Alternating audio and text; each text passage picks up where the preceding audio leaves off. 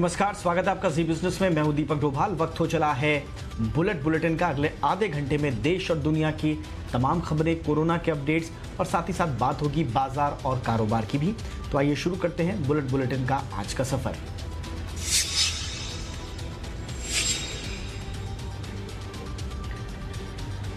प्रधानमंत्री नरेंद्र मोदी ने यूपी सरकार के आत्मनिर्भर यूपी रोजगार अभियान की शुरुआत की। उत्तर प्रदेश सरकार का दावा है कि इस योजना के तहत करीब 1.25 करोड़ मजदूरों को रोजगार मिलेगा।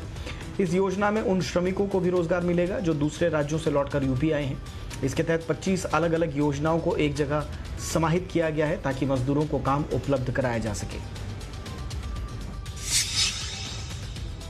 योगी जी की सरकार ने क्वालिटेटिव, गुणात्मक और क्वांटिटेटिव, संख्यात्मक दोनों ही तरीके से विस्तार दे दिया है। यूपी सरकार ने न सिर्फ इसमें अनेक नई योजनाएं जोड़ी हैं, लाभार्थियों की संख्या बढ़ाई है, बल्कि इसे आत्मनिर्भर भारत के लक्ष्य के साथ भी पूरी तरह जोड़ दिया है, क्लब कर दिया है। योगी जी और उनकी पूरी टीम जी जान से जुटे हैं। देश के अन्य राज्यों को भी इस योजना से बहुत कुछ सीखने को मिलेगा।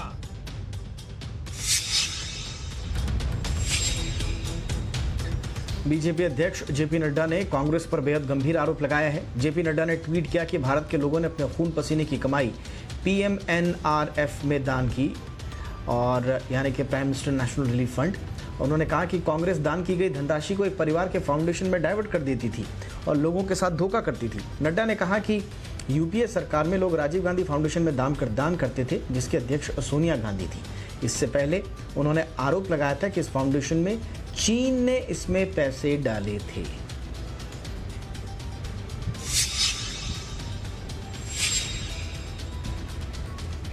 पीएम मोदी ने कोरोना नियंत्रण को लेकर भी योगी सरकार की तारीफ की है। उन्होंने कहा कि किसी ने नहीं सोचा था कि इतना बड़ा संकट आएगा।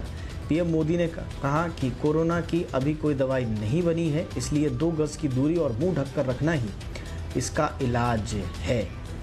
हमें नहीं पता कि इस बीमारी से निजात कब मिलेगी। ये एक ऐसा संकट है जिसमें चाहकर भी लोग एक दूसरे की मदद नहीं कर पा रहे हैं।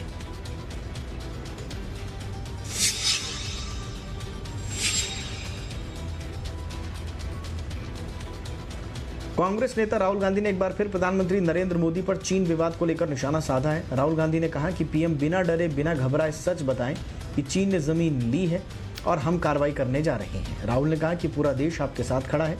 उन्होंने कहा कि एक ज़रूरी सवाल उठा है। कुछ दिन पहले हमारे प्रधानमंत्री ने कहा था कि कोई हिंदुस्तान में नहीं घुसा, किसी ने हमारी ज़मीन नहीं ली। सैटेलाइट तस्वीरों में दिख रहा है चीन ने हमारी ज़मीन एक नहीं बल्कि 3 जगह छीन ली है। कुछ दिन पहले हमारे प्रधानमंत्री जी ने कहा था कि हिंदुस्तान की 1 इंच जमीन किसी ने नहीं ली, कोई हिंदुस्तान के अंदर नहीं आया।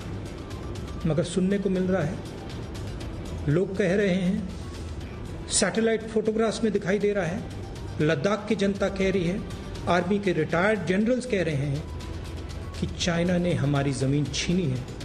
1 जगह नहीं बल्कि 3 जगह चाइना ने हमारी जमीन छीनी है। प्रधानमंत्री जी, आपको सच बोलना ही पड़ेगा। देश को घबराने की कोई जरूरत नहीं। अगर आप कहेंगे कि जमीन नहीं गई और सचमुच में जमीन गई है तो चाइना का फायदा होगा। हमें मिलकर इनसे लड़ना है और इनको उठा के वापस फेंकना है, निकालना है। तो आपको सच बोलना पड़ेगा। बिना घबराए, बिना डरे आप बोलिए कि हाँ, चाइना ने जमीन ली है और हम कार्रवाई करने जा रहे हैं। पूरा देश आपके साथ खड़ा है।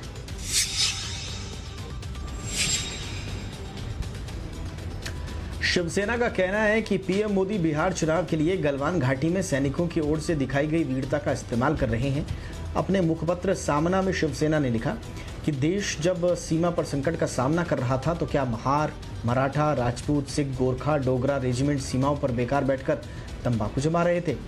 शिवसेना नेता संजय राउत ने कहा कि सभी रेजिमेंट्स देश की होती हैं, किसी प्रांत, राज्य या किसी धर्म की नहीं होती।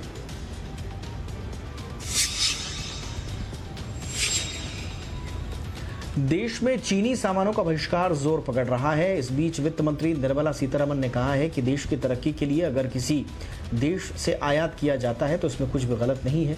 उन्होंने कहा कि जो कच्चा माल देश में नहीं है और उसकी हमारी किसी इंडस्ट्री को ज़रूरत है तो उसका आयात करने में कुछ भी गलत नहीं है, लेकिन आयात तभी होना चाहिए जब इससे रोज़गार के अवसर तैयार हों, तरक्की हो और अर्थव्यवस्था में आत्मनिर्भरता आए।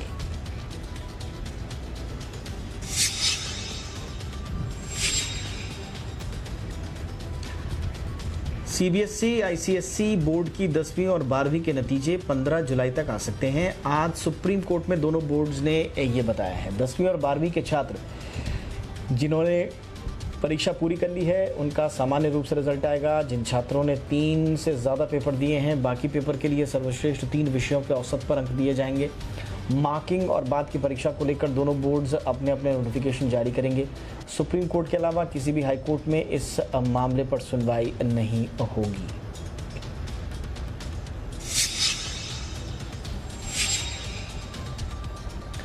आज दिल्ली कैबिनेट की बैठक में कुछ बड़े फैसले हुए हैं। सीएम केजरीवाल ने बताया कि कोरोना के लिए टेस्टिंग 3 गुना बढ़ा दी गई है, लेकिन पॉजिटिव मामले रोज़ाना 3000 बढ़ रहे हैं।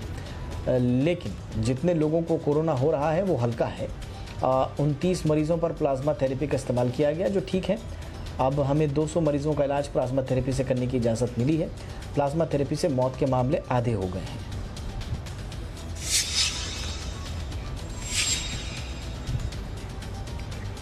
देश में कोरोना वायरस का संक्रमण तेजी से फैलता जा रहा है। पिछले 24 घंटे में 17,296 नए केसेस सामने आए हैं, जो एक दिन में अब तक आए सबसे ज़्यादा मामले हैं। अब कुल मामलों की संख्या बढ़कर 49,401 हो गई है। एक दिन में 707 लोगों की जान गई है। अब तक 15,301 लोगों की मौत भी हुई है। और 24 घंटे के दौरान हालांकि अच्छी बात यह है कि 13,940 लोग ठीक भी हुए हैं। कोरोना से ठीक होने वालों का रिकवरी रेट 58% के ऊपर जा पहुंचा है।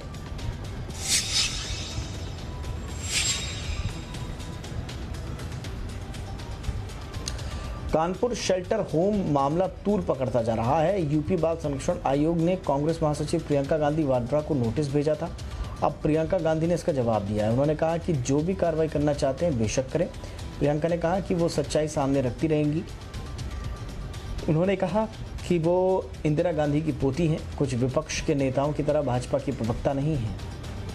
प्रियंका ने कहा कि यूपी सरकार अपने विभागों से फिजूल की धमकियां देकर अपना समय खराब कर रही है।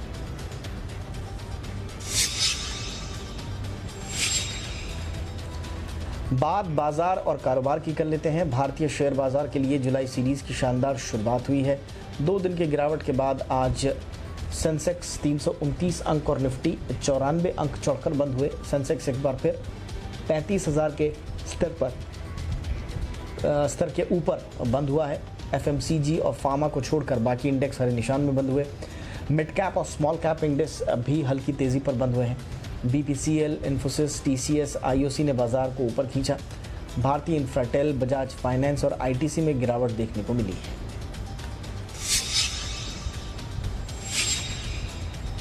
सरकारी कंपनी कोल इंडिया का मुनाफा घट गया है। चौथी तिमाही में कोल इंडिया का मुनाफा 6,026 करोड़ रुपए से घटकर 4,625 करोड़ रुपए रहा। कंपनी की आय में भी गिरावट दर्ज हुई है। कंपनी की आय 28,546 करोड़ रुपए से घटकर 27,568 करोड़ रुपए रही। कंपनी के मार्जिन में भी गिरावट दर्ज हुई है। कंपनी का मार्जिन 28.8% से घटकर 24.4% दर्ज हुआ है।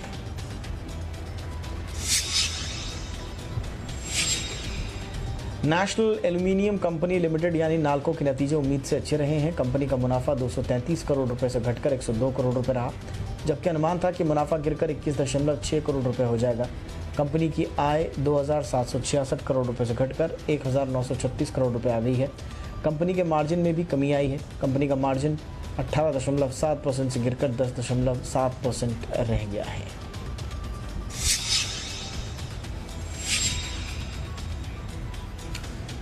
यूको बैंक की चौथी तिमाही के नतीजे अच्छे रहे हैं। यूको बैंक चौथी तिमाही में घाटे से मुनाफे में आया है। बैंक को इस तिमाही में 1,552 करोड़ रुपए घाटे के मुकाबले 17 करोड़ रुपए का मुनाफा हुआ। तिमाही के आधार पर ग्रॉस एनपीए 19.5% से घटकर 16.8% पर आ गया, जबकि नेट एनपीए 6.3% से घटकर 5.5% पर पहुंच गया है। बैंक की एसेट क्वालिटी में भी सुधार देखने को मिला है। अच्छे नतीजों के दम पर यूको बैंक आज 20% भागा है।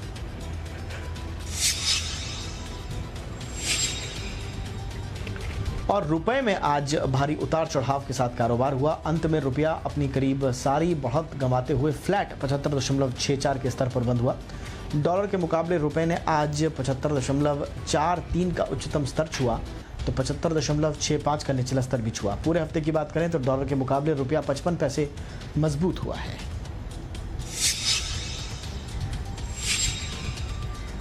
रिजर्व बैंक के सेंट्रल बोर्ड की आज मुंबई में बैठक हुई। जी बिजनेस को मिली एक्सक्लूसिव खबर के मुताबिक इस बोर्ड बैठक में कर्ज की वन टाइप रीस्ट्रक्चरिंग पर कोई चर्चा नहीं हुई। इसलिए कोरोना संकट में फंसी कंपनियों को राहत देने के लिए थोड़ा और इंतजार करना होगा। सूत्रों के मुताबिक जुलाई के पहले हफ्ते में फाइनेंशियल स्टेबिलिटी रिपोर्ट आ जाएगी। ये रिपोर्ट आने के बाद ही बैंकों की हालत का सही आकलन होगा और तभी रिजर्व बैंक आगे कदम उठाएगा। सीबीआई ने पीएनबी बैंक घोटाले में मोजरवेयर सोलर लिमिटेड के निदेशक दीपक पुरी और उनके बेटे रतुल पुरी के घर और दफ्तरों पर छापे मारे हैं। सीबीआई ने कल पीएनबी की शिकायत पर दोनों के खिलाफ 787 करोड़ की धोखाधड़ी का मामला दर्ज किया। रतुल पुरी अगस्ता वेस्टलैंड मामले में भी आरोपी हैं। दीपक पुरी और रतुल पुरी कांग्रेस नेता और मध्य प्रदेश के पूर्व मुख्यमंत्री कमलनाथ के रिश्तेदार हैं। रतुल पुरी पर ईडी का मनी लॉन्ड्रिंग केस भी चल रहा है।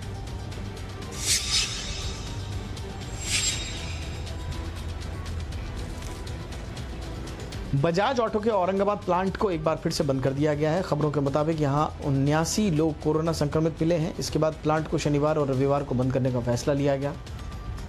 पिछले हफ्ते 20 लोग कोरोना पॉजिटिव मिले थे। यहां कंपनी को इससे पहले 22 अप्रैल को खोला गया था। इस प्लांट से कंपनी 2 व्हीलर और 3 व्हीलर बनाकर एक्सपोर्ट करती है। नए मामले मिलने से कंपनी के कामकाज पर असर पड़ने की आशंका है।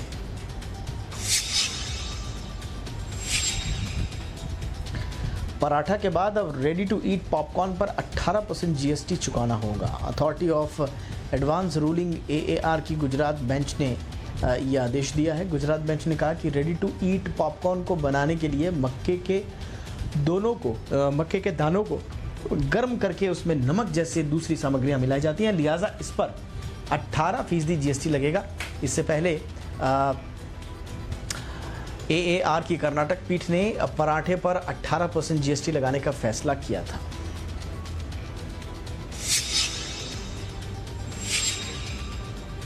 मर्क शॉप एंड डोहपे कॉप ने अमेरिका में कोर्ट का दरवाजा खटखटाया है। कंपनी ने भारत की फार्मा कंपनी डॉक्टर रेड्डीज के खिलाफ पेटेंट का मुकदमा दर्ज किया है। कंपनी ने आरोप लगाया कि डॉक्टर रेड्डी उसकी 2 डायबिटीज की दवाइयों को जेनरिक वर्जन लाने की तैयारी में है, जबकि उसका पेटेंट अभी खत्म नहीं हुआ है। इन दोनों दवाओं का पेटेंट लाइसेंस जुलाई 2022 में खत्म हो रहा है। इन दोनों दवाइयों का दुनिया भर में करोड़ों डॉलर का मार्केट है। देश और दुनिया की बाकी 20 खबरों पर एक नजर डालते हैं।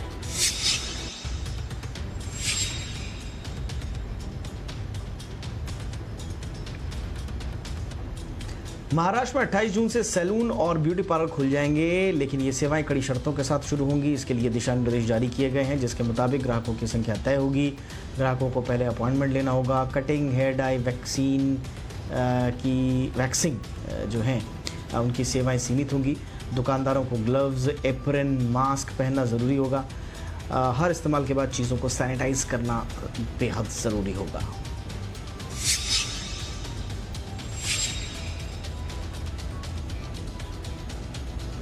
महाराष्ट्र में कोरोना पुलिसकर्मियों पर कहर बनकर टूटा है।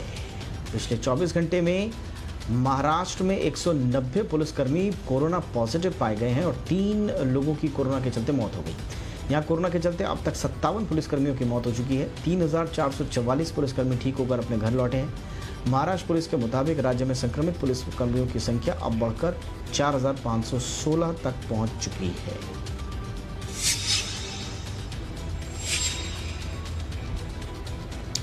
पेट्रोल डीजल के दाम आज फिर बढ़े। दिल्ली में पेट्रोल और डीजल दोनों अब 80 रुपये प्रति लीटर को पार कर गए हैं।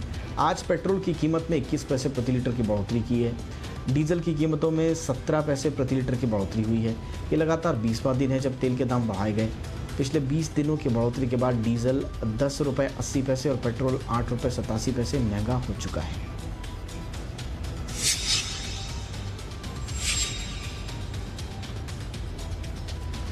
जम्मू कश्मीर के अनंतनाग में सीआरपीएफ की टीम पर आतंकी हमला हुआ है, जिसमें एक जवान शहीद हो गया जबकि एक बच्चे की मौत हो गई है। सीआरपीएफ की टीम अनंतनाग के बिजबेहरा पर हाईवे सिक्योरिटी में तैनात थी। आतंकी हमले के बाद पूरे इलाके की घेराबंदी कर ली गई है। दूसरी ओर पुलवामा में सुरक्षा बलों को बड़ी कामयाबी मिली है। सुरक्षा बलों ने 3 आतंकवादियों को मार गिराया है, जिसमें हिजबुल का टॉप कमांडर कासिम शाह शामिल है।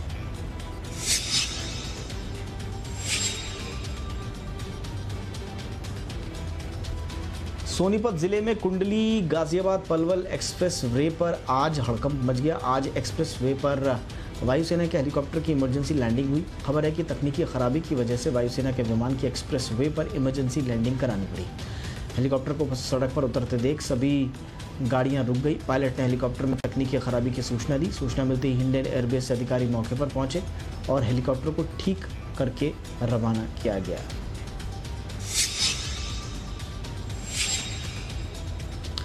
टोरंटो इंटरनेशनल फिल्म फेस्टिवल में हिंदी फिल्म इंडस्ट्री से 2 बड़े नाम जुड़ने जा रहे हैं। बॉलीवुड एक्ट्रेस प्रियंका चोपड़ा और फिल्मकार अनुराग कश्यप ने 45वें टोरंटो फिल्म फेस्टिवल में बतौर ब्रांड एम्बेसडर जगह बनाई है। फिल्म फेस्टिवल का आयोजन सितंबर में होगा। इस बार फिल्म फेस्टिवल में सोशल डिस्टेंसिंग और कोरोना के कारण कुछ स्क्रीनिंग को ऑनलाइन रखा गया है।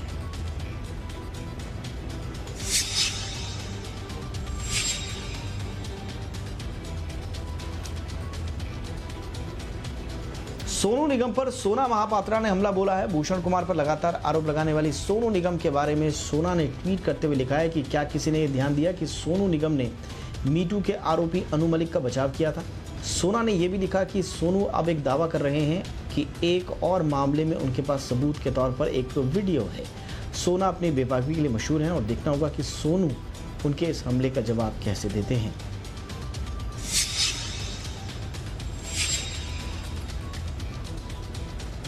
मनोज वाजपेयी और एक्टर दीपक डोबरियाल एक बार फिर से साथ नजर आने वाले हैं। अवार्ड विनिंग फिल्म 1971 में दोनों ने साथ काम किया था और अब खबर है कि राम रेड्डी की फिल्म हिंदी फिल्म में दोनों नजर आ सकते हैं।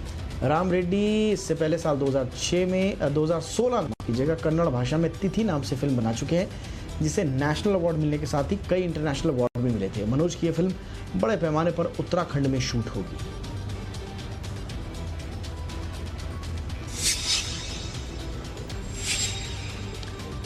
नेपोटिज्म को लेकर अपनी बेबाक राय देने वाले एक्टर अभय देओल को एक बड़ी वेब सीरीज के लिए साइन किया गया है। डिज्नी प्लस हॉटस्टार की ये सीरीज साल 1962 के इंडो चाइना वॉर और ख़ास तौर पर मेजर शैतान सिंह के ऊपर बनाई जा रही है। इस सीरीज को जाने माने फिल्मकार महेश मांजरेकर डायरेक्ट करेंगे।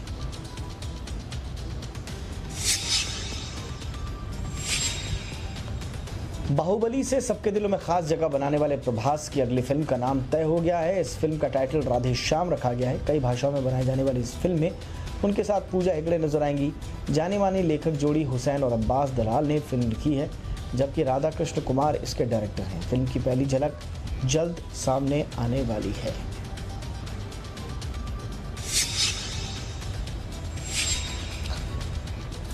न्यूजीलैंड के बल्लेबाज रॉस टेलर ने कहा है कि 50 ओवरों के वर्ल्ड कप में मैच टाई होने पर ट्रॉफी टीमों के बीच साझा कर देनी चाहिए।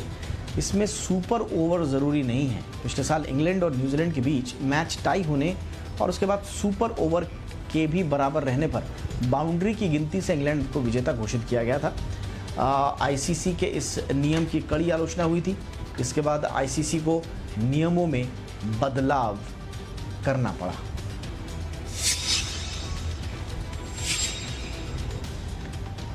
टीम इंडिया के कप्तान विराट कोहली अब तक कोई भी आईसीसी टूर्नामेंट नहीं जीत पाए हैं। कई बार उनकी आलोचना भी होती है, लेकिन उनके बचाव में अब कपिल देव उतर आए हैं। कपिल देव का कहना है कि कोहली अपनी कप्तानी में टीम इंडिया को काफ़ी अच्छा कर रहे हैं, अच्छा प्रदर्शन कर रही है टीम इंडिया, और वर्ल्ड कप जीतना ही सब कुछ नहीं होता। विराट अच्छा कर रहे हैं, सौरव गांगुली ने अच्छा काम किया था, हम सुनील गावस्कर को कैसे भूल सकते हैं, वो भी बहुत अच्छे कप्तान थे। उन्होंने कहा कि वर्ल्ड कप ही सब कुछ नहीं होता।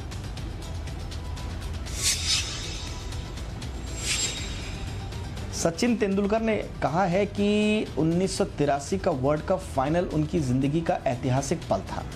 मास्टर ब्लास्टर सचिन तेंदुलकर ने ट्विटर अकाउंट पर वर्ल्ड कप 1983 को लेकर ट्वीट किया और लिखा कि कई लोगों के लिए वर्ल्ड कप 1983 का फाइनल कुछ और रहा हो, लेकिन मेरे जीवन के लिए ये एक ऐतिहासिक घटना थी। सचिन ने लिखा कि वो बीएस संधू की एपिक डिलीवरी से लेकर कपिल पाजी का कैच तक सभी विकेट का जश्न मनाते हैं।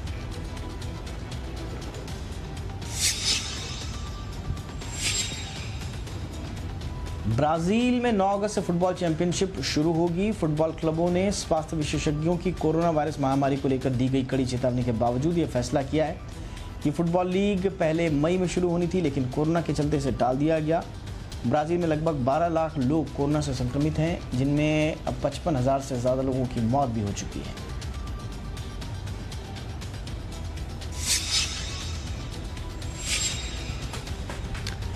लिवरपूल ने इंग्लिश प्रीमियर लीग का खिताब जीत लिया है। चेल्सी ने जैसे ही मैनचेस्टर सिटी को हराया, लिवरपूल का 30 साल से चला रहा खिताबी सूखा खत्म हो गया। लिवरपूल ने इससे पहले आखिरी बार 1990 में खिताब जीता था और अगले खिताब का उसका इंतज़ार तब ख़त्म होगा जबकि उसके खिलाड़ियों ने मैदान पर कदम भी नहीं रखा। उसने चेल्सी की दूसरे नंबर पर काबिज मैनचेस्टर सिटी पर 2-1 से जीत अपना दर्ज कर अपना खिताब सुरक्षित किया। इसी के साथ इस बुलेटिन में इतना ही। इजाज़त दें। नमस्कार।